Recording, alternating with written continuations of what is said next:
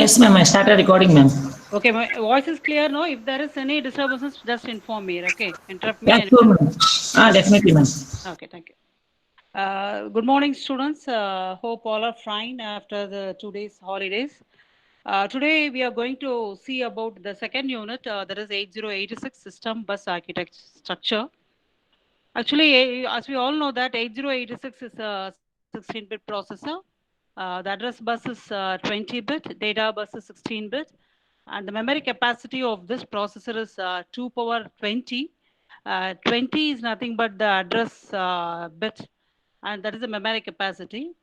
So the second unit deals with the signals of 8086, and we are going to design the maximum mode and minimum mode designs, and then we are going to see the I/O programming and the multiprocessor configurations and the coprocessor and introduction to the advanced processor. These all covers in the second unit, okay? And I think, hope all would have understood the first unit, and you are going to write the quiz also in the coming Saturdays. Sorry, Thursday. So there are two modes of operation. We have minimum mode and maximum mode. In minimum mode, 8086 will act as a uniprocessor, and in the maximum mode, it will act as a multiprocessor. So uniprocessor means 8086 will perform all the operations. So it is called as uniprocessor. In maximum mode, to support this 8086, we have an 8087. It's a numeric processor. It is used to perform the numerical operations. Whatever numerical operations available in 8086 will be given to 8087 for processing, and 8087 will execute that instruction and will give the answer to the main processor. And we have the I/O processor 8089. It will control all the I/O devices connected to this. Okay. So minimum mode means it acts as uniprocessor. Only one processor will be there. That is 8086. So maximum mode is to that main processor, more processor will be added. So 8087 is a math processor which is used to perform numerical operation. 8089 is an I/O processor which is used to control the devices. Okay. So this is the pin diagram of 8086. It is a 40-pin IC. Here we have a set of signals which supports maximum mode and also minimum mode. What I have drawn inside this box, this is the signals which supports in maximum mode. That is, the signals from 31 to 34 is used to perform two operations. That is, this signal will perform for maximum mode, and this signal is performed by for minimum mode. Okay. So let's see the signals one by one. So this is here, maximum mode. The main important thing is here we have the 33 pin represents minimum or maximum. Whenever in the signal we have a dash here, that is a bar means it is active low signal. So when you take this minimum and maximum mode, so when this signal is 1 in act in minimum mode, and when this signal is 0, it acts in maximum mode. Okay. So these are the maximum mode pins here, and this is the minimum mode pins. And here, let's see here. So we have two grounds here. One is connected to ground, and also here the pin number 20 is connected to ground. So normally in every IC chip, you'll have only one ground. As we know that in OR gate and NOR gate you have done in the lab, only one ground will be there. But here in 8086, it's a high frequency digital circuit. Hence, large amount of current will be flowing that, and because of that, some malfunctions may perform. In order to avoid the malfunctions here, two ground pins are available in 8086 processor, and we have the power supply of plus 5 volt. And here we have the reset signal, pin number 21. So we know that when we reset the processor, so all the registers and segment register will be reset to 00. And what is CS? Put in the chat box, or anyone, you can unmute and answer to me. What is CS here?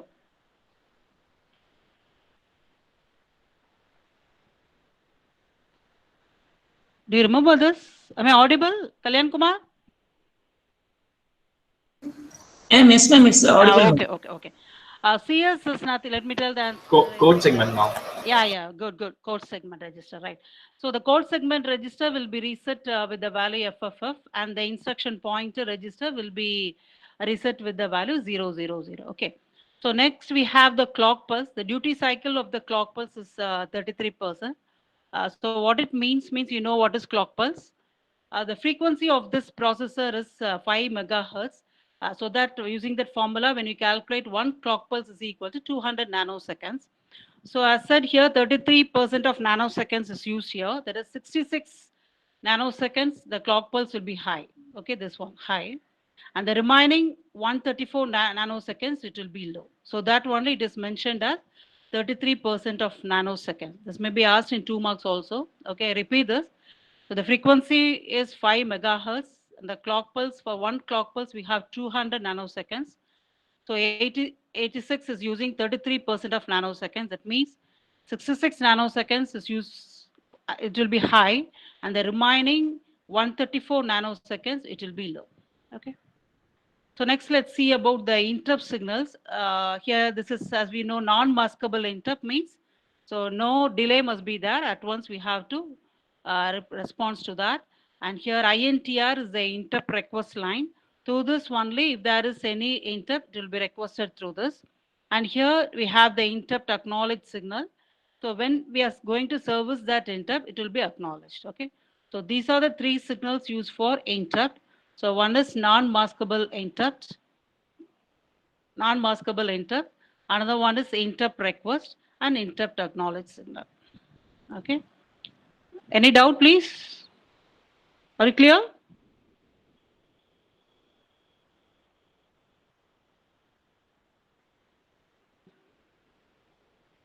Okay, next we go to the next one. So let's see about this address and data bus. Here we have from pin 2 to pin 16, AD0 to AD14. And in the right side, we are having the 39th pin, AD15. Okay. Then we have A16, 17, 18, 19. So our address bus, we have 20-bit address bus.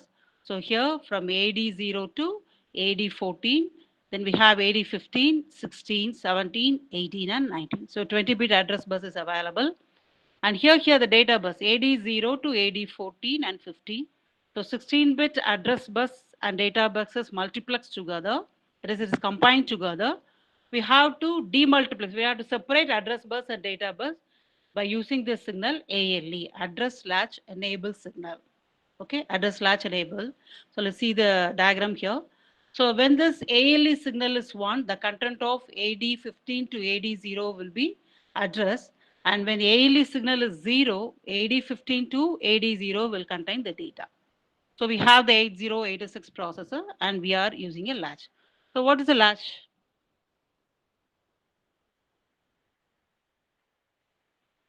What is a latch?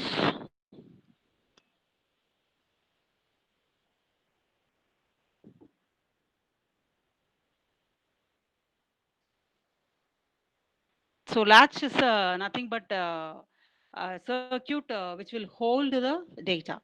You know about buffer, no? Buffer is also used to hold the data. The difference between latch and buffer is nothing but latch will hold the data and whatever it receives, it will transmit there. Okay.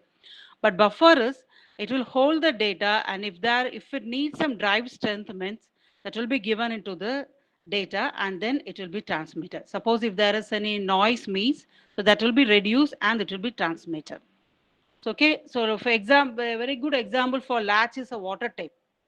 So suppose if you are opening the tap means, so what water it is, it will be coming out of it. So that is a latch. So buffer is a water purifier, no? So what some mechanisms are taking place, and after that only the water will be sent out. Okay. So latch is very good example is water tap, and buffer is water purifier. I think you got it. So we have this AD0 to AD15 given into this latch. Okay. And we can get the data D0 to D15 directly. So that is available as an output here. So when we give this ALE signal, we get this address. Okay. So when this ALE signal is 1, the content of this AD0 to AD15 is obtained as an address here. And A16 to A19, we will directly get as address. Okay. So AD15 to AD0 is given into the latch. And when we give this ALE signal, and when this signal is equal to 1, the output will be address A0 to A15. And when this signal is 0, so we will get the data D0 to D15. And A16 is to A19 will be available. So see here, so here A0 to A19, we can obtain 20-bit address, and data is D0 to D15. So ALE is nothing but address latch enable. It is used to latch the address and data. Okay, demultiplex address and data. So next is here we see the signals A16, A17, A18, and A19 is combined with the status signals S3, S4, S5, and S6. Okay. As we see here, S3 and S4 are used to check whether what segment we are accessing. So when this S3 and S4 content is 0, 0 means we are accessing extra segment. And if it is 0, 1 means it is stack segment. And 1, 0 means it is code segment. And 1, 1 means we are accessing the data segment. And the status bit S5 represents the interrupt flag bits. And S6 is, it must be always 0. Okay. So AD0 to AD15 is combined with address and data. A16 to A19 is combined with the status signal. So hope you understood. Vashini, are you there?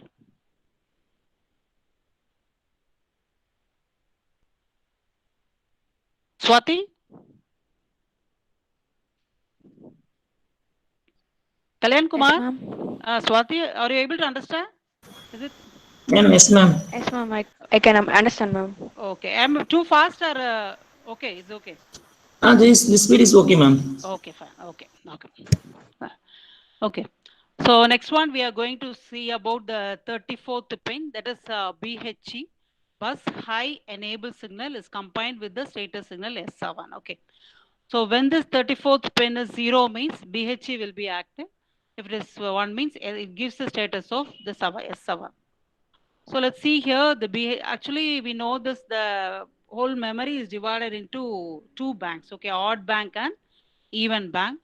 So here in this, the odd address will be available, and here this even address.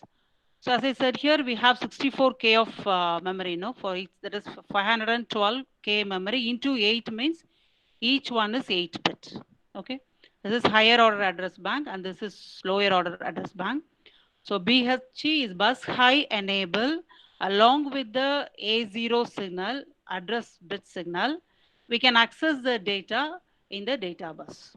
So this even bank is connected to D0 to D7 and odd bank is connected to D8 to D15. Okay. So let's hear when BHE is 0 and A0, 0, we can access the whole world. That is data will be available in D0 to D7 and also in D8 to D15. So the total 16 bit can be accessible. So when it is 0, 1, so data will be available in the upper byte only. That is from the odd address we can access the data. And when BHE and A0 is 1, 0 means, so we can access the data from even address. And if it is 1, 1 means it is no operation. Okay. So BHE is bus high enable signal. Along with the address bit A0, it is used to access the data from memory. So I want to know that in a memory location, how many bits we can store?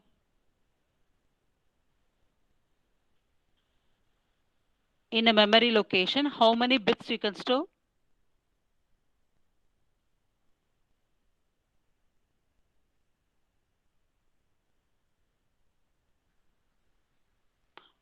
In a memory location, we can store 8 bits. Okay, that is 1 byte. So this is common for memory, for all the process. Wherever you save the word memory, it is common. So in a memory location, we can store 8 bits. Yeah, correct, Vignesh? 8 bits. Don't forget that. In a memory location, we can store 8 bits. Okay, I hope you understood about this BHE signal. That is bus high enable signal. Okay. So next one is hold and hold acknowledge signal. It is used for DMA data transfer. Hold and hold acknowledge signal is used for DMA data transfer. So DMA data transfer means it is direct memory access. So let's see here, what is that? So this, suppose if you want to transfer the data between an IO device and memory, that is, suppose if you want to transfer the data from a pen drive to the memory means, so in earlier days, what it happens means from the IO device, the data will be transferred to CPU, and from CPU memory, the data will be transferred to the hard disk, to the memory specified. Okay, so this is the from IO, the data will be transferred to CPU, and from CPU, it will be transferred to the particular memory. That is, when the data transfer is taking place, the CPU will stay idle. It cannot do any process. Okay, so you have to wait. So until the transfer is over, the CPU will be waiting, and after that only, the CPU will be working after data transfer. So now what we are going to do is, in order to avoid this, so nowadays in the CPU, in the Windows, what we are doing is, suppose if your data transfer is taking place also, we can do some other operations, So for that only, we are having a DMA controller introduced here. So the DMA controller will take the data transfer process, okay? So for data transfer, we need a system bus.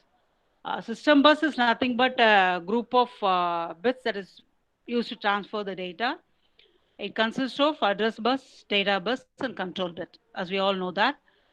So if there is any data transfer between IO and memory, so that will be indicated to the DMA controller. So the DMA controller will send a signal to the CPU, that is the hold signal to request of the bus, okay, for system processor, data transfer. And if the system bus is free, so that will be given to the DMA controller.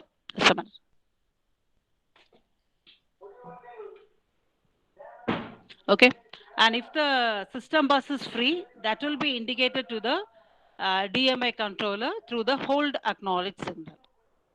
Okay, you got it? So after this DMA controller receives the hold acknowledge signal from the processor, so it will transfer the data between IO and memory. So when the data transfer is taking place, the CPU can perform other operations also. Okay, so this is the DMA data transfer. Repeat. So initially, suppose if you want to transfer the data from IO, the data will be transferred to CPU, and from CPU, the data will be transferred to memory. At that time, the CPU cannot perform any operation. It has to wait until the data transfer is complete. So that what we are doing is, we have introduced the DMA controller, which will control the data transfer. So the DMA controller will request the processor for the bus, and if the bus is free, that will be given to the DMA controller for data transfer. Okay, for that only we are using this hold and hold acknowledge signal. Okay, so next one is this. We have the read signal, which is used to read the data. Then we have the write signal. Pin number 29 is used to write the data. And this 28th pin performs two functions, memory or IO. So if it is 1, it refers memory, and if it is 0, it refers IO. Okay, we are fetching the data, reading or writing the data from the IO devices. Next one, the 27th pin refers whether data transmit or receive. Data transmit means whether we are going to write the data, okay, transmit out. We are going to write the data, and read is we are going to receive the data, okay, read into the processor, into the memory. So DT/R is data transmit or receive. And 26th signal represents data enable, that is valid data is available, okay. And here the 23rd pin is the test pin. Test pin is used, that is, suppose if the processor goes to the wait state means, when suppose if the core process performing some operation, and after processing it has to send the data to the main processor. Through this test pin only, the core processor will be communicating, that is, the data is ready. Okay, so that's all about this. So let me see. Okay, so that's all about this minimum mode pins. Okay, let me repeat this. So we have the ground signal, pin number 1, and this pin number 2 to 16 refers AD0 to AD14, and 17th pin is non-maskable interrupt, and 18th pin is interrupt request, and 19th pin is clock signal, okay, and 20th is ground pin, And here let's come to the topmost 40th pin is VCC, and 39th pin is AD15, and 38th pin is A16, A17, A18, and A19 is combined with the status signals. So S3 and S4 refers the segments, what segments we are accessing, and S5 is used for interrupt flag, and S6 must be equal to 0 always.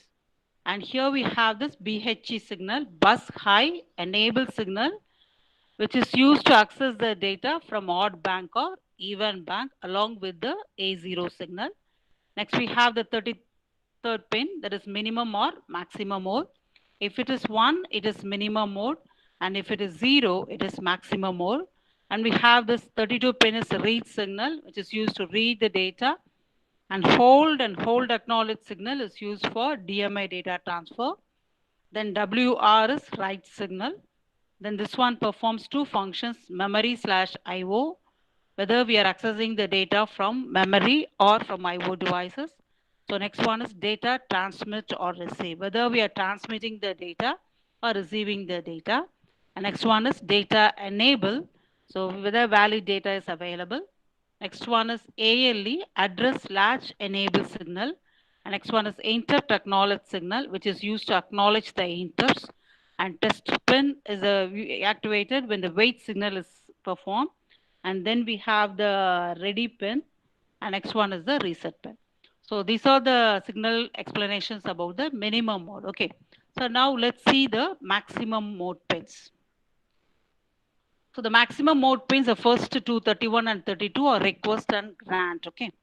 So request and grant is used for sharing the bus. That is, as I said earlier, in maximum mode, it will access multiprocessor. So 8087 will be attached to this, and 8089 will be attached, and more the other processors and controllers will be attached to the main processor. The bus must be shared among all the devices. So for sharing the bus, we use this request and grant signal. Okay. So here 8086, and here we have this 8087, it's a co-processor. So first, suppose if this 8087 needs a bus means, so it will communicate this 8086 using this request signal. And if the bus is free, that will be given to 8087 processor by using the signal grant. So when this 8087 receives a grant signal, so it states that 8087 can use the system bus for their operation. Okay. So in this, we have two signals, request grant 0 and request grant 1. So grant 0 has the highest priority. So since we have connected more number of processors, we are having two signals for this. Okay, request and grant. And lock signal is used to connect that is to lock the peripherals. For example, sometimes all the devices may be connected to this processor and may interrupt the processor. No, so some initiation process will be going on in this processor. So in order to lock not to disturb the processor, the peripherals can be locked by using this lock signal. Okay. So next one is we have the status signal ST, S1, S0. So these three signals are used in maximum mode. When all this 3 bits or 0 means it refers it is interrupt acknowledge signal. 1 means it refers read the data from input IO port, write from IO port, and next one 011 means it is halt signal, and 100 means we are accessing the data, that is the code, we are accessing the code, and 101 means it is we are reading the data from memory, and 110 means it is we are reading the data from writing the data into the memory, and 111 means it is inactive. Okay. So these are the status of S2, S1, and S0. And next one is we have the queue status, QS1 and QS0. So actually we are performing the parallel operation. No, got it. That is, you know that. So when this Q0, that is when it is 00 means no operation will be performed. And if it is 01 means the first byte of the opcode will be fetched from the queue. So what is the size of the queue in the 8086 processor? Do you remember that? Okay, in the size of the queue is 8 bytes. Okay, so in order to increase the performance only, they have introduced the queue concept in 8086 processor. as we are going for parallel processing. So here, size of the queue is 8 byte. Don't forget that is 8 location will be there. Okay. So it is 0, 0 means no operation. 0, 1 means the first byte will be fetched. And 1, 0 means it will empty the queue. And 1, 1 means it will that is the subsequent byte from the queue will be fetched for execution. Okay. So that's all about this maximum mode signal. Okay. Request and grant signal is used for sharing the bus, and lock signal is used for locking the peripherals. And we have the status signal S2, S1, S0, and we have the queue status QS0 and QS1. Okay. I hope you understood all the signals here. Amara, can I go to the next topic, students? Is it okay?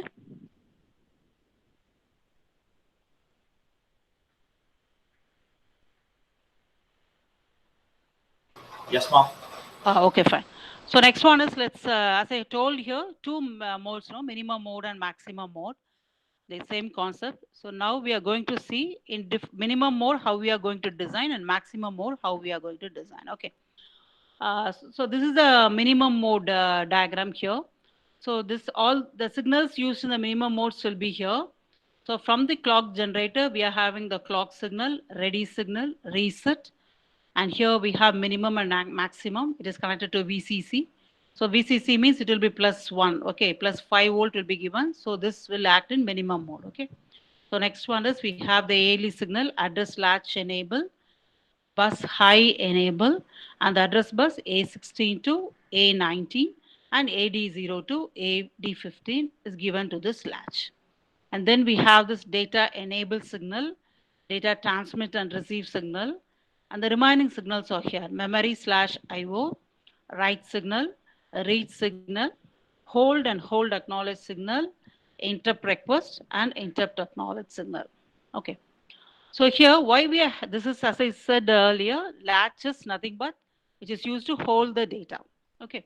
So here we are having 3 latches. See here, 3 boxes are there. Okay, 1, 2, 3. Why we are using 3 latches means, so the output of a single latch is 8 bits. Okay, address bus is 20 bit. So we have to have 3 latches. Okay, so 8, 8, 16, and another 4 will be obtained from the other latch. So we are having 3 latches. So like this, transceiver is nothing but which is used, name specifies this for transmit and receive. Transceiver means transmit and receive. Okay. So data bus, we can get the output from this transceiver as data bus. So here also data bus is 16-bit. So we are having 2 transceivers. Okay. So this first one is for 8-bit and other one is for 8-bit. You got it? So this may be asked for 2 marks where you are having 3 address latches means.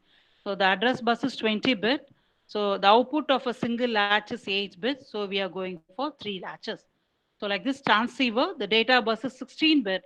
The output of a transceiver is 8-bit. So we are going for 2 transceivers. Okay, so this is the diagram, system design diagram for a minimum mode. Just again, when you explain this, you have to draw this diagram and you explain all the signals again.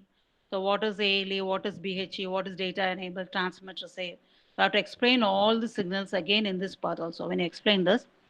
So another one important thing is you have to draw the timing diagram of this minimum mode. Okay, minimum mode and also maximum mode. As we all know, this is the clock signal. Okay, clock signal. So one clock pulse is considered as T1 states. So totally we have 4 T states: T1, T2, T3, T4 to perform an operation. Okay. So normally we have 3 phases to execute an instruction: fetch, decode, and execute. Fetch, decode, and execute. Okay. So let's see here how we are going to draw the timing diagram. So have you drawn the timing diagram earlier in either subjects? Vignesh, can you answer me? Or anyone?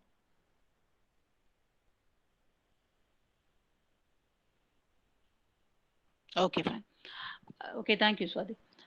So here we have the address bus here, no? So this means let me take this like a chocolate box. Take it as a. So here inside this valid address means.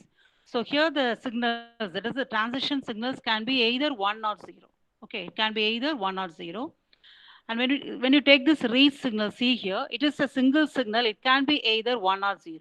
So when this is high signal, okay, and this is low signal. Since we have a bar here, so this signal will active when it is low. So when the cycle that at the time T2 only it becomes active, that it refers here, okay. So this is the address. So address is from A16 to A19. So next one, address and data is AD0 to AD15. So here it is multiplexed with address and data. So in the first clock pulse T1, so the address will be available, and the next from T3 to T4, the data will be available. Okay, so I'll explain it clearly. So next is read signal, okay. Okay. Hope you understood this. Okay, whenever you draw the timing diagram, we need the clock pulse, and we have the address and address data. These are the three common signals that must be available in the timing diagram. So this is the minimum mode read cycle timing diagram. So let's see the clock pulse here. We have T1, T2, T3, and TW is the wait stage. Okay, TW, we can introduce the wait stage also. And then we have the T4. This is the clock cycle. From T1 to T4 is the clock cycle. So during that only it will be fetch the instruction, and it will decode the instruction, and it will execute. All the three phases will be carried over from T1 to T4. Okay. So here we have the ALE signal. So let's see first here. A16 to A19 is combined with the status signals also now, S3 to S7. So in the first clock pulse, this will contain the address, and the remaining clock pulse, the status signals will be carried over. Okay. So as I said here, so inside this, the data can be, that is the signals can be either 1 or 0. So it is referred like this. Next one is we have AD0 to AD15. It contains both address and data. So depends upon this ALE signal at the top, ALE address latch enable. So when this signal is 1, the content of AD0 to AD15 will be address. You got it? Okay. So when ALE signal is 1, so AD0 to AD15 will be address. So when you come here, this ALE signal becomes 0. So the content of AD0 to AD15 will be data. Okay. So next one, we have the read signal that is activated in the clock pulse T2. Okay. That we are going to perform the read operation. So next one is before that itself, the data enable signal must be activated.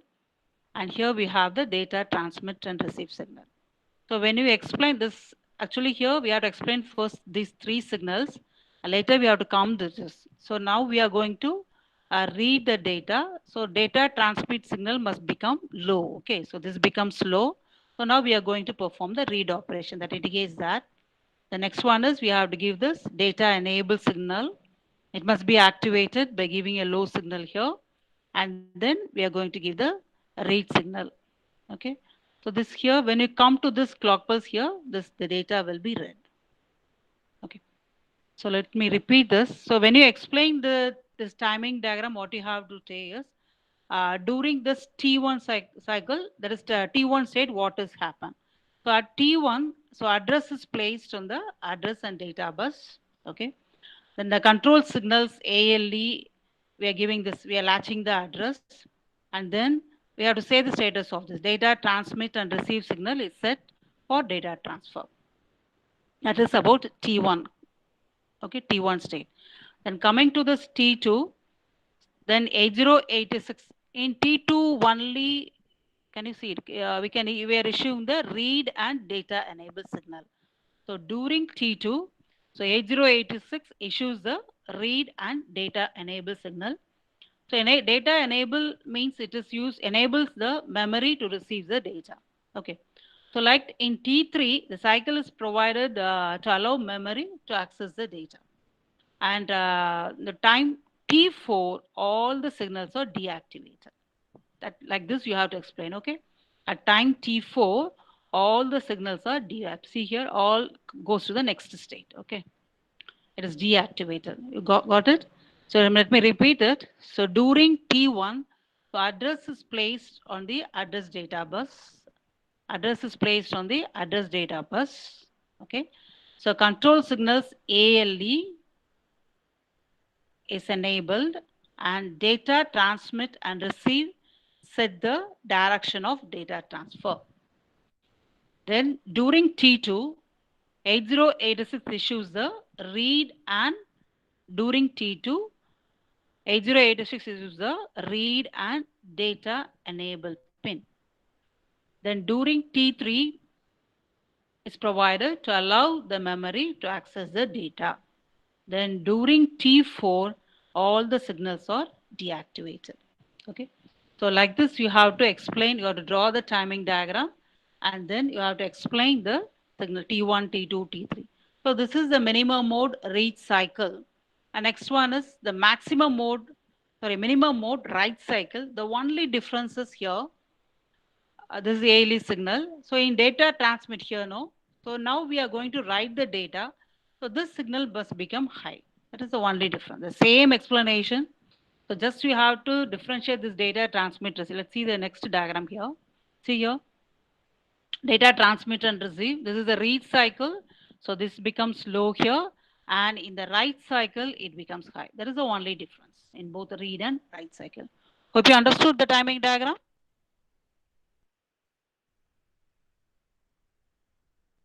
Students, please. Students? Understood? Kalyan? Ma'am, yes, ma'am. Oh, okay, fine. So that's all about the minimum mode configuration. Just you have to draw the block diagram or explain all the signals available in the block diagram. Then you have to explain both the timing diagrams. With this, minimum mode is over. Okay, like this, let's see the, let's go ahead now. It's time, okay. Maximum mode, okay. Can you continue, Kalyan Kumar? Ma'am, we have only 5 more minutes, ma'am. So we'll start in next session, ma'am, this maximum mode. It will be Okay, better if fine. we start in next session. Okay, fine. So any doubts, students? You can put it in the chat box. Are you able to understand? Do you want me to repeat?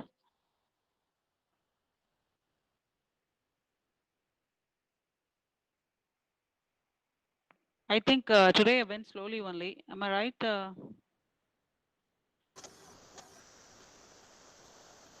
So let me explain the signals again. You got it?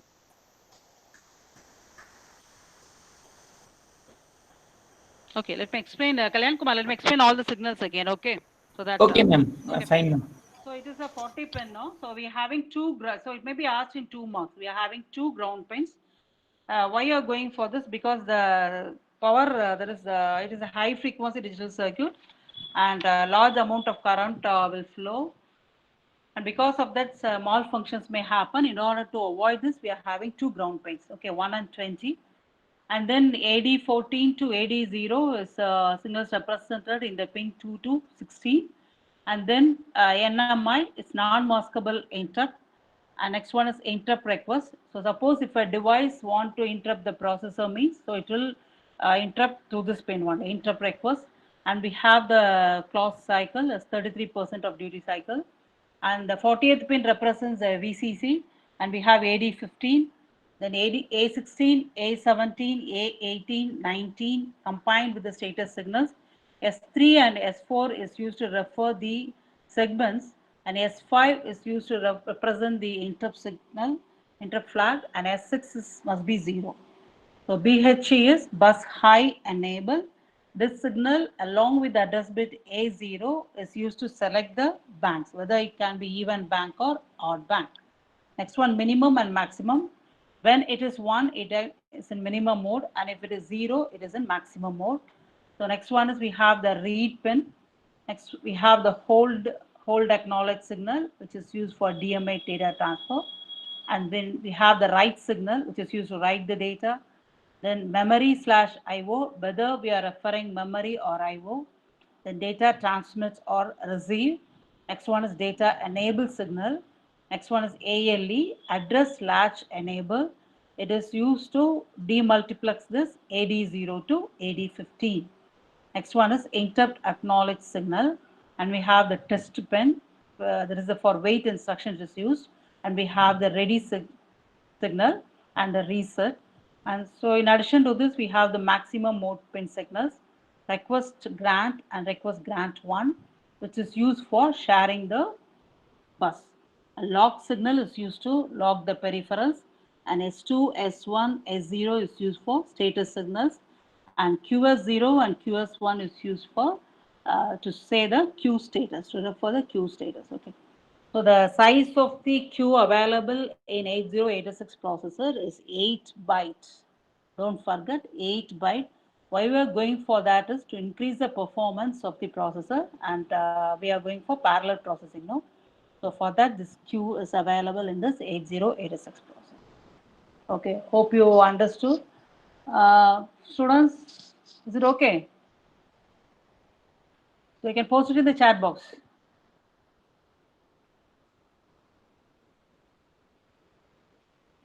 Okay, thank you, thank you.